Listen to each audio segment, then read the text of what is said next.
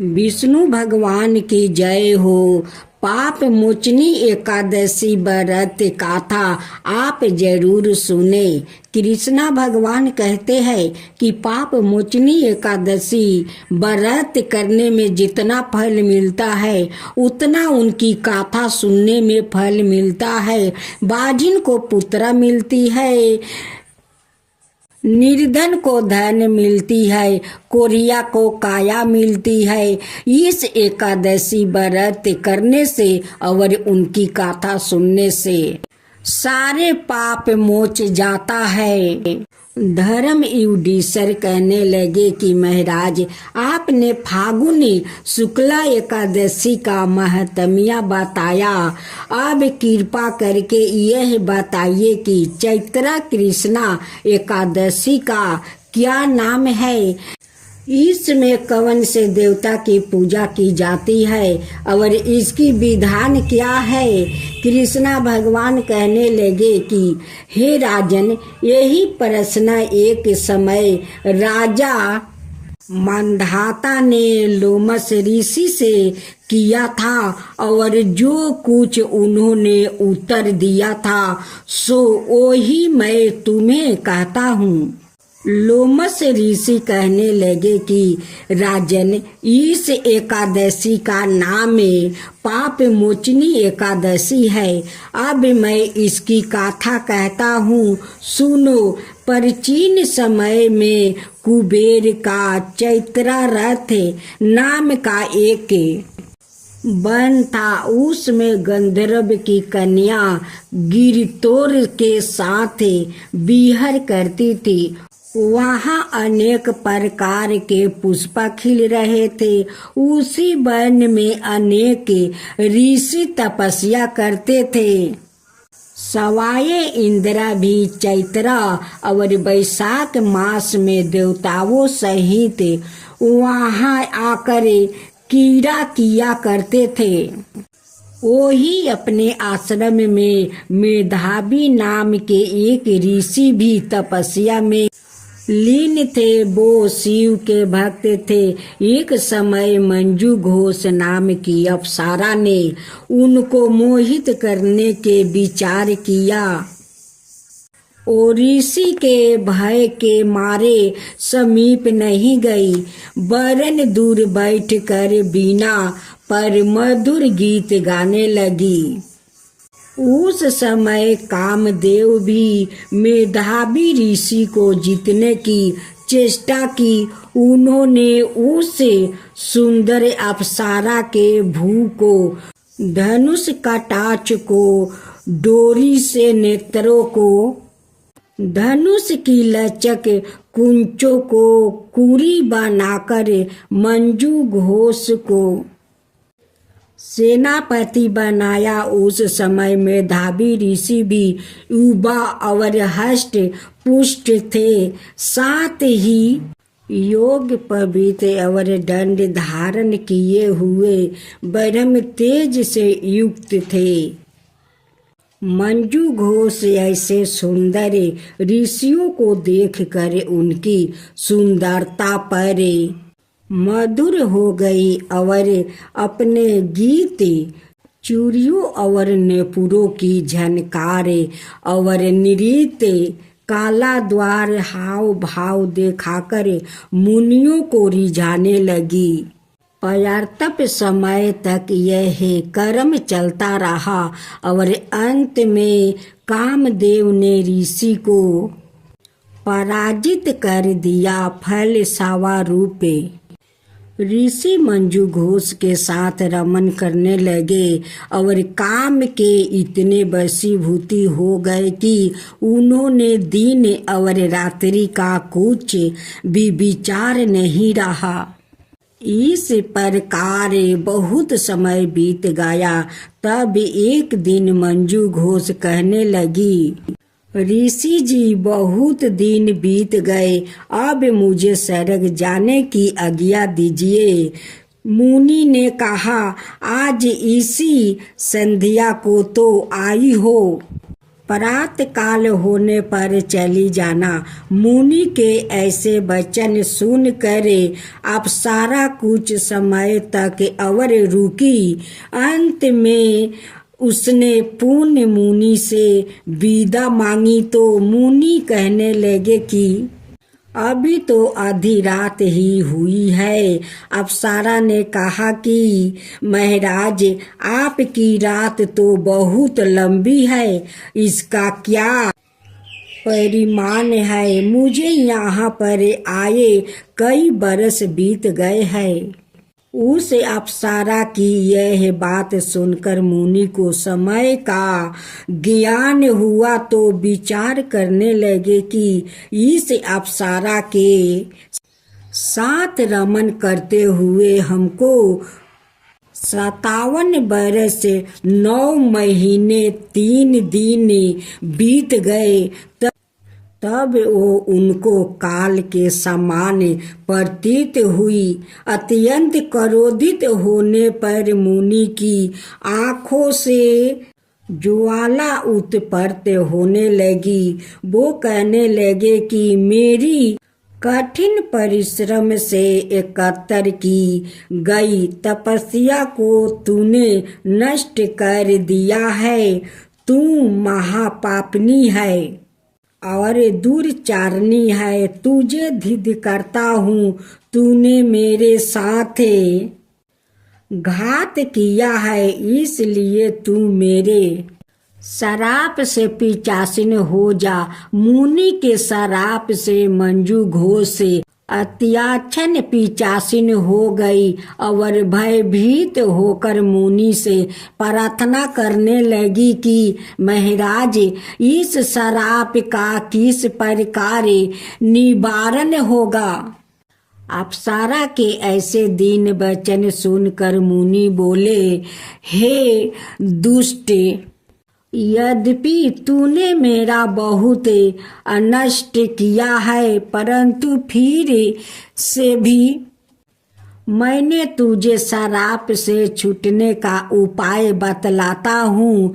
चैत्र मास के कृष्णा पक्ष की एकादशी का नाम पाप मोचनी है और यह सब प्रकार के पापों का नाश करने वाली है। उसका व्रत करने से पिशाच योनि से मुक्त हो जाएगी। ऐसा कहकर मेधावी ऋषि अपने पिता च्यवन ऋषि के आश्रम में चले गए। मेधावी को देख कर च्यवन ऋषि कहने लगे कि आर्य पुत्रा, तूने ऐसा क्या किया जिससे तेरा सारा पुण्य छीन हो गया? मेधावी कहने लगे कि पिताजी, मैंने अप्सरा के साथ रमन करने घोर पाप किया है। अब आप इस पाप से छूटने का परियाचित मुझे बतलाइए। तब च्यवन ऋषि बोले, हे पुत्रा, चैत्र मास के कृष्णा पक्ष की पाप मोचनी एकादशी का व्रत करने से सब पापों का नाश हो जाता है, इसलिए तुम इस व्रत को करो। पिता की आज्ञा पाकर मेधावी ऋषि ने भी इस व्रत को किया, जिससे उनके सब पाप नष्ट हो गया और वो पवित्रा हो गई। उधर मंजू घोष भी व्रत के प्रभाव से पिशाच योनि से छूट कर दिव्या देह धारण करके स्वर्ग को चली गई। लोमस ऋषि कहने लगे कि हे राजन, पाप मोचनी एकादशी के व्रत को करने से सब पाप नष्ट हो जाता है।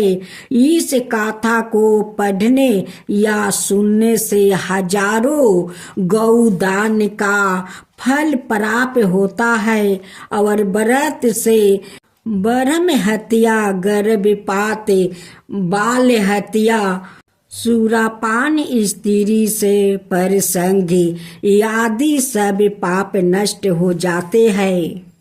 माँ लक्ष्मी की जय हो, माँ लक्ष्मी की जय हो। माँ लक्ष्मी की व्रत पूजा विधि। सबसे पहले एक चौकी पर माँ लक्ष्मी और भगवान गणेश की मूर्ति की स्थापना करे। ध्यान रखे कि मूर्ति का मुख पूर्व या पश्चिम दिशा में रखे। इसके बाद थोड़ा सा चावल डालकर लक्ष्मी जी के पास कलश की स्थापना करे।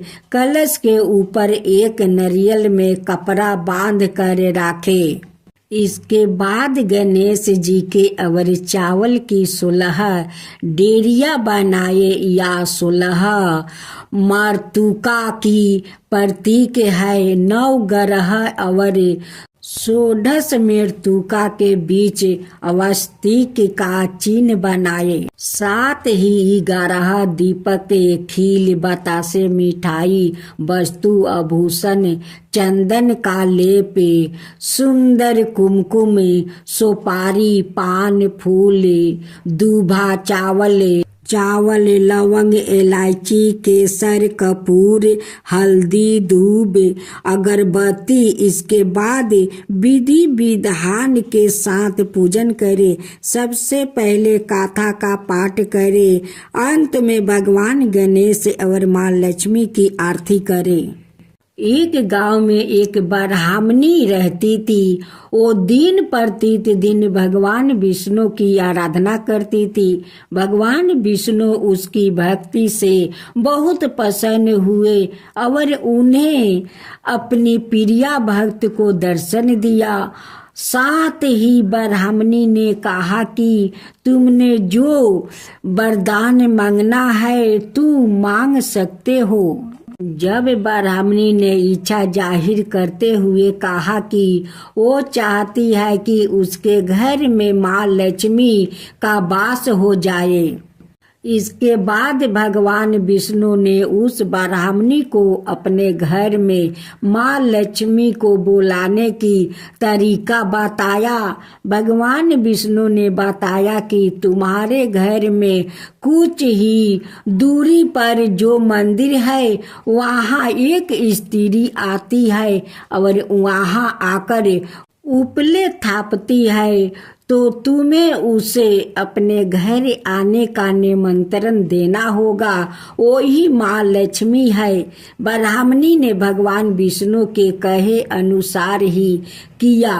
ब्राह्मणी ने उस स्त्री को अपने घर आने का निमंत्रण दिया।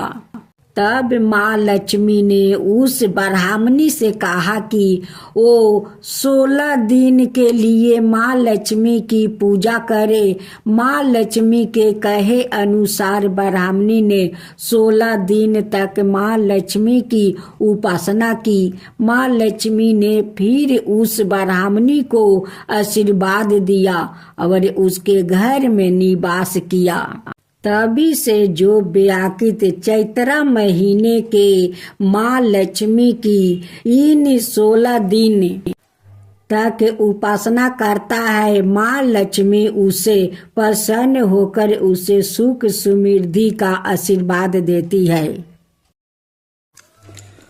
ओ शुक्रवार का दिन प्रदोष व्रत कथा सुने। विष्णु भगवान की जय हो, विष्णु भगवान की जय हो। एक नगर में 3 मित्र रहा करते थे। एक छात्री राजकुमार, एक ब्राह्मण कुमार और तीसरा धनी पुत्र राजकुमार। और ब्राह्मण कुमार विवाहित थे। धनी पुत्र का भी विवाह हो गया था, लेकिन गौना शेष था। एक दिन तीनों मित्र स्त्रियों की चर्चा कर रहे थे। ब्राह्मण कुमार ने स्त्रियों की प्रशंसा करते हुए कहा, नारीहीन घर भूतों का डेरा होता है। धनिक पुत्र ने यह सुना तो तुरंत ही उसने अपनी पत्नी को लाने का निश्चय कर लिया।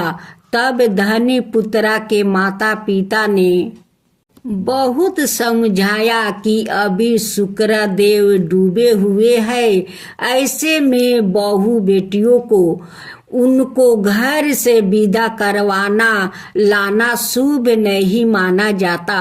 लेकिन धनी पुत्रा ने एक नहीं सुनी और ससुराल में पहुंच गया। ससुराल में भी उसे मनाने की कोशिश की गई, लेकिन वो जिद पर अड़ा रहा और कन्या के माता पिता को उनकी विदाई करनी पड़ी। विदाई का बाद पति पत्नी शहर से निकल ही रहे थे कि बैलगाड़ी का पहिया निकल गया और बैल की टांग टूट गई। दोनों को चोट लगी, लेकिन फिर भी वो चलते रहे। कुछ दूर जाने पर उनका पाला डाकुओं से पारा, जो उनका धन लूट कर ले गया। दोनों घर पहुंचे, वहां धनिक पुत्रा को सांप ने डांस लिया और उसके पिता ने वैद्य को बुलाया तो वैद्य ने बताया कि वो 3 दिन में मर जाएगा।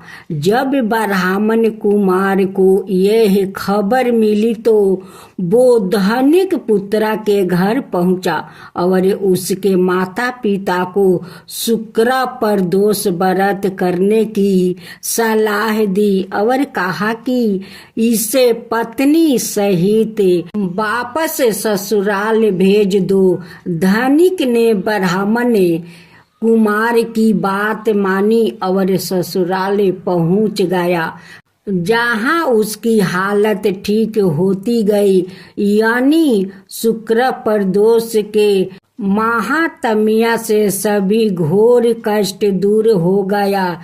इस दिन कथा सुनने अथवा सुनाए और कथा समाप्त के बाद हवन समग्रही मिलाकर 11 या 21 या 108 बार ओम ह्रीं क्लीं नमः शिवाय स्वाहा, ओम ह्रीं क्लीं नमः शिवाय स्वाहा मंत्र से आहुति दे। उसके बाद शिव जी की आरती और प्रसाद वितरित करे। उसके बाद भोजन करे। कहा जाता है कि शुक्रवार को प्रदोष व्रत सौभाग्य और दाम्पत्य जीवन में सुख समृद्धि भर देते हैं। यही कारण है कि आज के प्रदोष व्रत का काफी खास माना जा रहा है। शुक्रवार का दिन पड़ने वाले इस प्रदोष व्रत से सुख समृद्धि मिलती है। एक तुलसी माता की खूब सुंदर कथा सुने। कथा बहुत पुरानी है। किसी गांव में एक पति पत्नी रहा करते थे, लेकिन दोनों बहुत गरीब थे।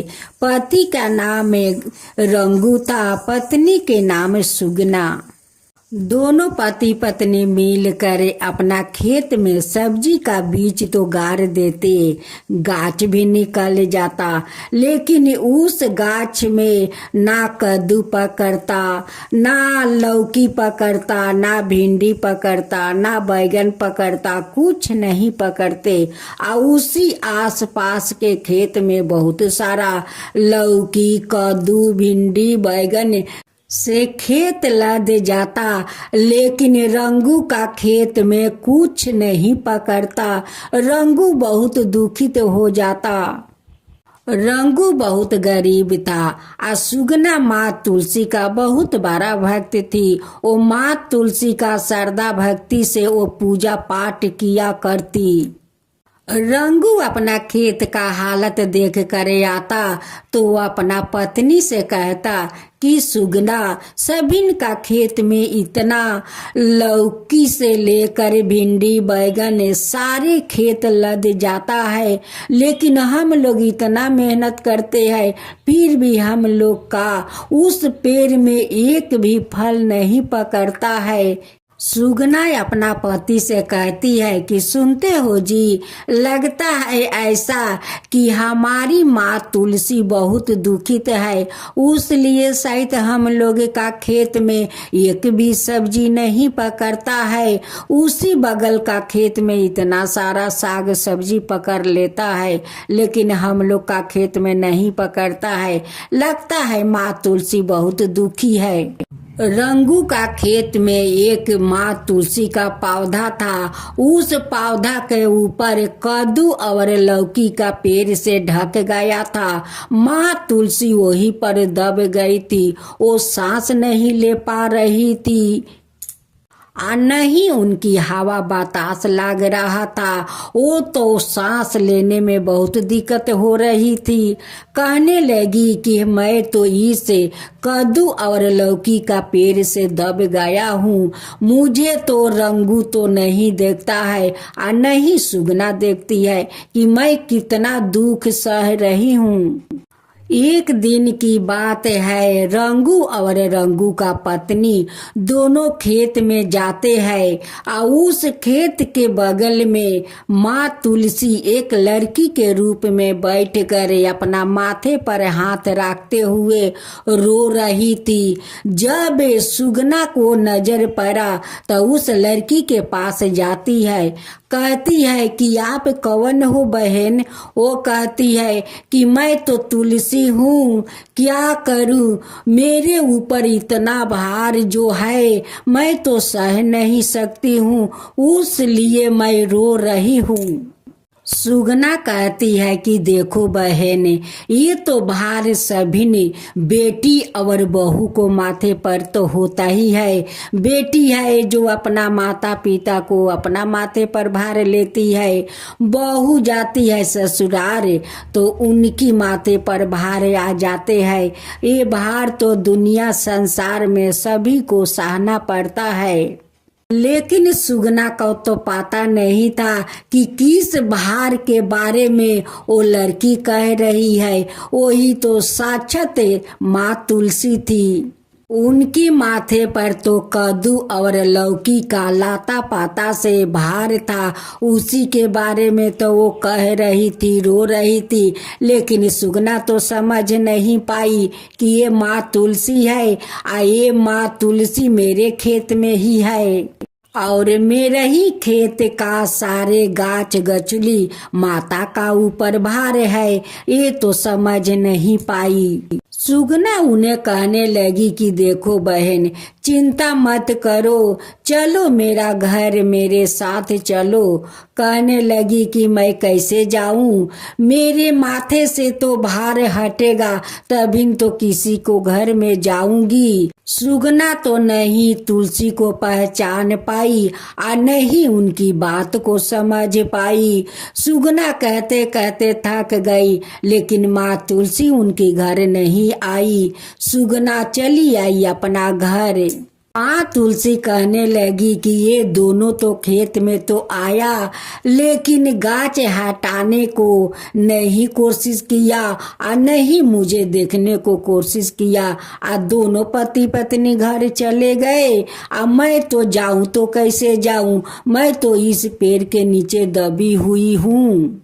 एक दिन माँ तुलसी बूढ़ी का रूप धारण करती है और सुगना के घर जाती है। उस दिन सुगना बहुत उदास बैठी हुई थी, क्योंकि नहीं उनकी कोई संतान था और नहीं खेत में कोई तरकारी पकड़ता था। भेष रूपी माँ तुलसी उस सुगना को कहती है कि बेटी, तू क्यों उदास बैठी हुई है, क्या हुआ? सुगना अपनी सारे तकलीफ बताने लगती है। कहती है कि मैं क्या करूं माता, 5 बरस तो शादी का हो चुका है, आज तक मेरा कोई संतान नहीं हुआ है और नहीं मेरा खेत में कोई आबादी होता है। बीज तो डालती हूँ लेकिन उस गाछ में कोई तरकारी नहीं पकड़ता है, इसलिए मैं बहुत दुखित हूँ।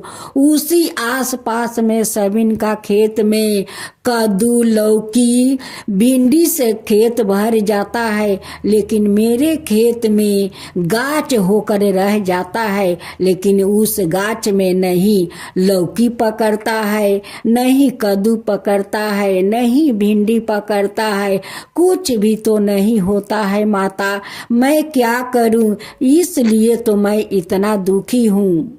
भेष रूपी माँ तुलसी कहती है कि बेटी तू उदास मत हो, तू तो लगती है कि तुलसी भक्त है।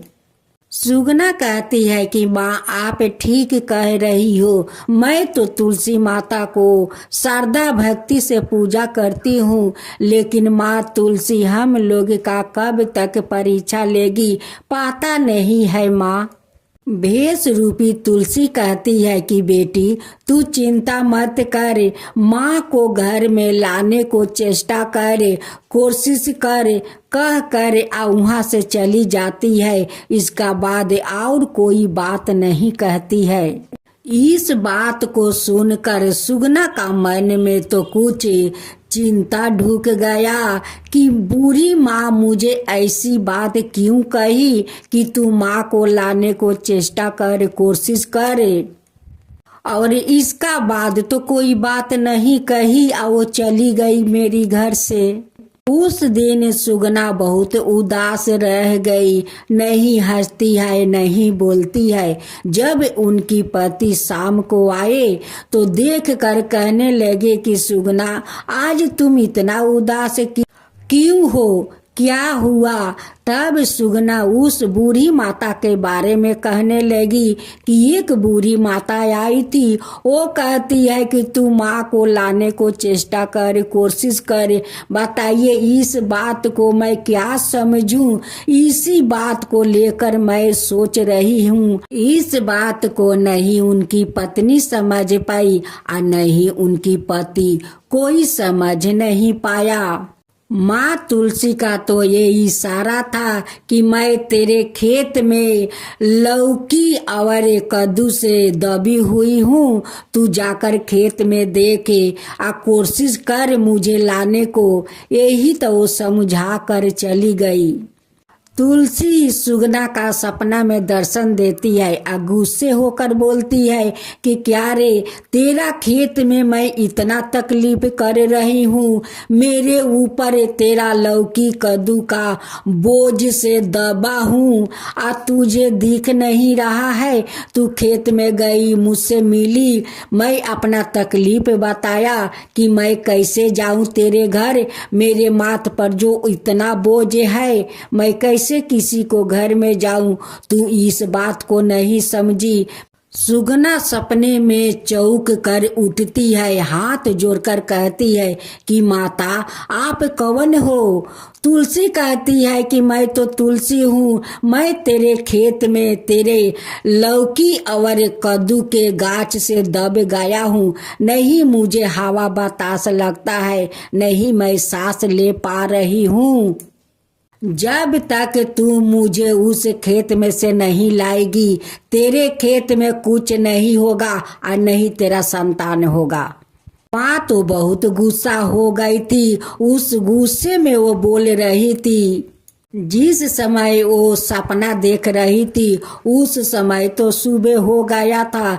जब सुगना का आंख खुला, वो दौड़ी दौड़ी अपना पति को लेकर खेत में जाती है और कहती है कि मेरी माँ इस खेत में दबी है, वो बहुत तकलीफ में है, उनकी माथ पर बहुत भार बोझ है, वो बोझ सहन नहीं कर पा रही है। चलो हम लोग उस माँ को खोजते हैं। खोज कर माँ को ले आते हैं। वो माँ बोली थी सपने में कि तू लाने को घर में माँ को कोशिश करे। अब चलिए हम लोग माँ को खोज कर लाते हैं घर में। अब तो गंगू और सुगना दोनों खेत में जाकर सारे गाछ उठा उठा कर देखते हैं। देखते देखते देखता है कि एक कोने में जहाँ बहुत सारा गाछ था वहीं पर माँ तुलसी दबी हुई है। रंगू कहने लगा लगा अपना पत्नी से कि सुगना देखो देखो, यहाँ पर माँ तुलसी का पौधा है, इसीलिए तो माँ तुम्हें सपना में गुस्सा हुई थी। सुगना आकर सारे कद्दू और लौकी का गाछ उखाड़ के फेंक देती है। वहाँ पर माथा टेक कर माँ तुलसी से माफी मांगती है कि माँ, मुझे तो पता नहीं था कि आप इस खेत में है और इस गाछ से दबे हुए है। आप यही तो भार के बात बता रही थी, लेकिन मैं नहीं समझ पाई माँ। मैं तो मूर्ख हूँ, अज्ञानी हूँ, मैं नहीं समझा। आप घर भी जाकर बोली थी माँ कि माँ को लाने को कोशिश करो, फिर भी मैं नहीं समझा माँ। मैं मूर्ख हूँ, अज्ञानी हूँ, मुझे क्षमा करो माँ, क्षमा करो। सुगना माँ तुलसी का श्रद्धा भक्ति से घर ले आती है, उनकी तुलसी का चौरा बनाती है और उसी में बैठाकर माँ तुलसी को पूजा करने लगती है। सुगना का श्रद्धा भक्ति देखकर माँ प्रसन्न हो जाती है। उनकी खेत में तो बहुत सारा लौकी, कद्दू, भिंडी, बैगन से खेत लद जाता है और सुगना भी माँ बन जाती है। जब 2 दिन के बाद रंगू अपना खेत में जाता है, देखता है कि इतना सारा कद्दू, लौकी, बैगन, भिंडी, बाप रे, इतना खेत में हो गया है। ये तो माँ तुलसी का चमत्कार हो गया। माँ तुलसी जो मेरे खेत में इतना दुख सह रही थी, इसी दुख के कारण तो मेरे खेत में फल नहीं पकड़ता था और नहीं मेरे पत्नी माँ बनती थी। अब तो माँ शायद लगता है कि वो प्रसन्न है, उसी लिए तो मेरे खेत में इतना सब्जी लद गया है, मेरे पत्नी भी माँ बन गई है। रंगू और उनकी पत्नी दोनों बहुत खुश थे।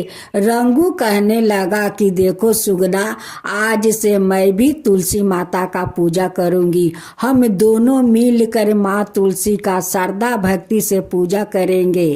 गंगू कहने लगा अपना पत्नी से कि देखो, काल सारे सब्जी तोड़कर बाजार में बेचूंगा और जितना पैसा होगा काल हम लोग माँ तुलसी का धाम धूम से पूजा करेंगे। अपना अड़ोस पड़ोस को लोग को भोजन भी करवाएंगे, दान पुण्य भी करेंगे।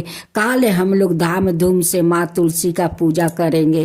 गंगू अपना खेत का सब्जी तोड़कर बाजार में बेचता है। सारा फल मूंग से लेकर सारे पूजा का समग्र ही आनता है।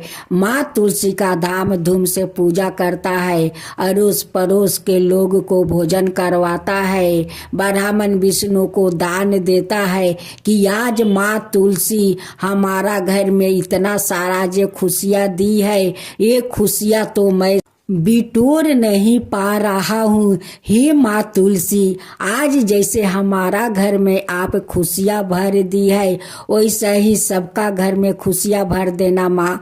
सबका ऊपर वैसे ही कृपा करना माँ। माँ तुलसी की जय हो, माँ तुलसी की जय हो। जय जय तुलसी माता, जय जय तुलसी माता, सब जग की सुखदाता वरदाता।